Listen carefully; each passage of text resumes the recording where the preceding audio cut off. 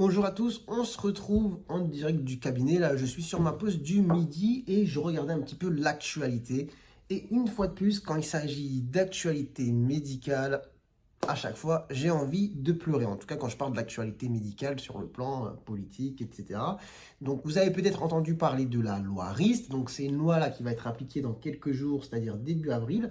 Ça comporte plein de thématiques, mais il y en a une qui est au sujet des intérimaires à l'hôpital. Donc aujourd'hui, je vais parler de l'hôpital alors que moi je travaille en ville, mais bon, c'est un sujet qui nous concerne tous. Et que dit cette loi? En fait, elle veut bloquer, elle veut donner un seuil aux finalement rémunérations de ceux qui sont les intérimaires à l'hôpital. Sauf que ce qu'il faut savoir, c'est qu'en France, il y a plein de petits hôpitaux et de services qui tournent grâce à ces intérimaires.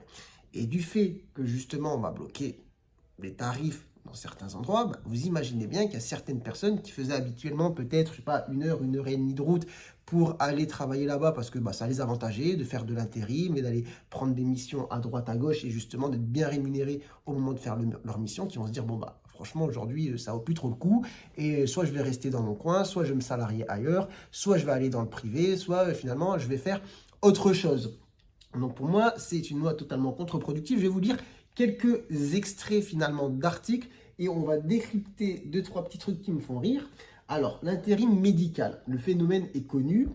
Donc en France, l'hôpital peine à recruter médecins et infirmiers. Bon, déjà, on peut se poser la question de pourquoi.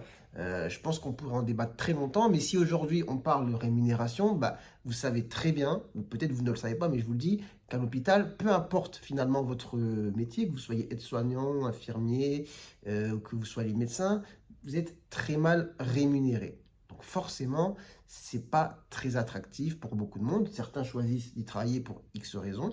Chacun fait ce qu'il veut et certaines personnes se disent d'un point de vue rémunération, c'est un petit peu compliqué. Je vais prendre l'exemple, je sais pas, d'un infirmier. En général, on commence à 1500, 1600 euros pour un travail d'infirmier à l'hôpital. Donc, je vous laisse penser ce que vous voulez sur le sujet. Personnellement, je considère que pour le métier que c'est rien du tout. Voilà, c'est mon avis, ça n'engage que moi, mais je vous laisse commenter peut-être et me dire ce que vous en pensez. Donc ici, il est écrit 15 000 praticiens hospitaliers manqueraient à l'appel pour autant d'infirmiers. Donc vous imaginez des milliers de postes vacants pour des médicaux et paramédicaux à l'hôpital. Donc l'hôpital a un mal énorme à recruter. Et aujourd'hui, dans les hôpitaux qui sont en difficulté, on va faire fuir des personnes qui viennent boucher les trous via des missions d'intérim, en leur disant, maintenant, on va diminuer x2, x3 vos salaires. Je ne sais pas si c'est x2, x3 en fait, mais en tout cas, forcément, on va bloquer vers le bas et vous imaginez un petit peu ce qui va se passer. Donc là, j'ai trouvé un autre article où il y avait une phrase qui m'a fait rire. Donc, il parle des intérims, il parle de fléau, contre lequel le ministère de la Santé veut lutter. Voilà, l'intérim médical, c'est médecins, infirmiers qui remplacent leurs collègues dans les hôpitaux et gagnent parfois jusqu'à 3 fois plus que les titulaires. Moi, vous voyez, j'aurais refait cette phrase et j'aurais dit les titulaires qui gagnent 3 fois moins que les intérims. Parce qu'il est là le problème en fait. C'est-à-dire que c'est ce que je dis en début de vidéo, l'hôpital paye mal. L'hôpital paye mal et donc il y a des gens qui préfèrent travailler de cette manière. Mais en fait, la solution, elle est toute bête, elle est toute simple.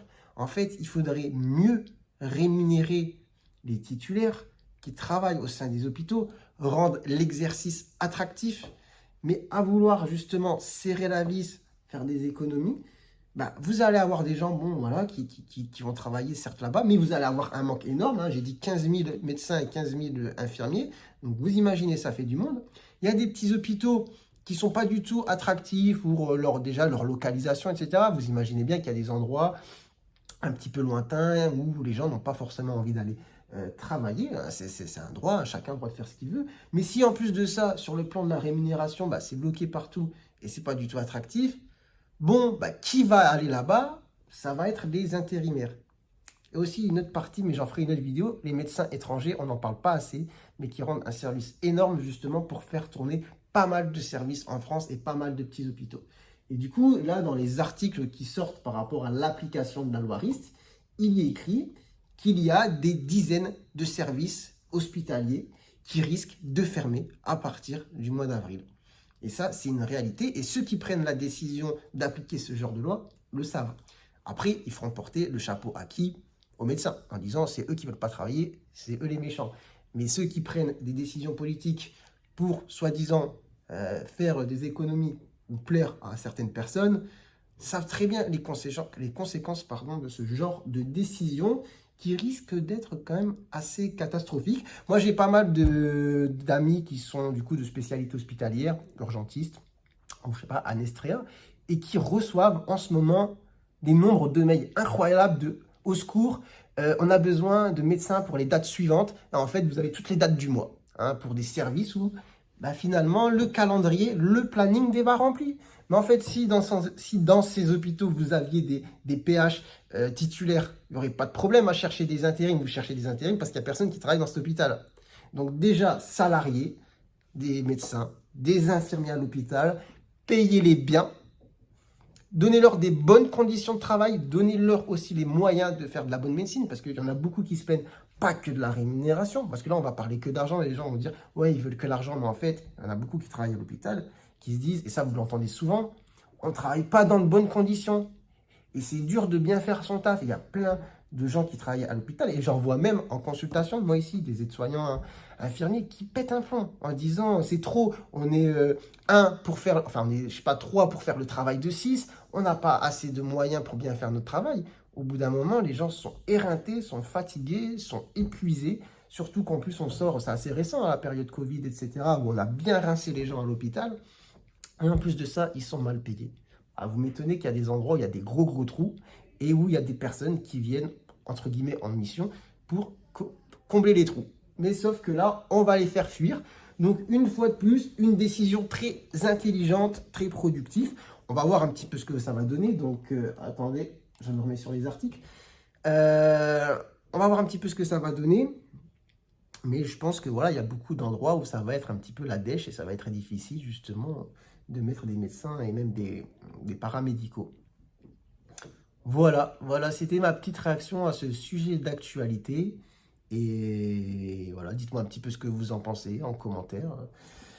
Moi, je trouve ça un peu triste, ce genre en tout cas, de direction, on va dire, politique. Il y a peut-être des choses à faire, à changer, mais en tout cas, niveau timing, en ce moment, avec tout ce qui se passe, clairement, ce n'était pas le moment de créer une catastrophe à l'hôpital. Hein. Bon, je vous laisse me donner votre avis. Sur ce, je vous laisse, moi je reprends les consultations dans pas trop longtemps. Allez, ciao, ciao.